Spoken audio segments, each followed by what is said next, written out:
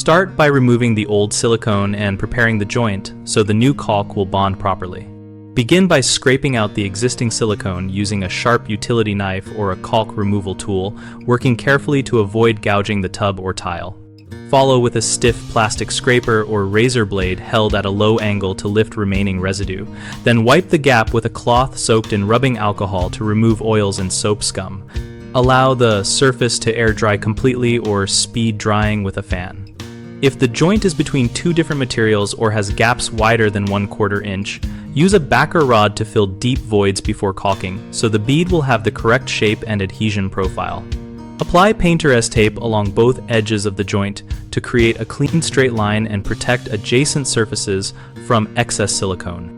With the tub or shower filled to its normal water level if the manufacturer recommends it, cut the silicone tube tip at a 45-degree angle and at a size matching the joint width. Load the tube into a caulking gun and apply a steady, continuous bead while moving the gun at an even pace.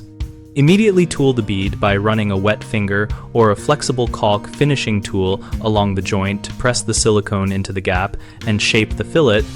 Then remove the tape before the silicone skins over and allow the sealant to cure for the full time specified on the tube, usually 24 to 48 hours. Common problems include leaving old silicone residue which prevents proper adhesion and causes early failure. Fix this by thoroughly scraping and wiping with rubbing alcohol until no film remains. Another frequent issue is cutting the tube tip too large or too small, which results in messy application or insufficient seal. Match the cut diameter to the joint width and practice on scrap material if unsure. Finally, many people disturb the bead before it cures by using the shower too soon or removing tape after skinning begins. Always verify the full cure window on the product label and wait that long before exposing the joint to water, and remove tape immediately after tooling to avoid pulling cured edges.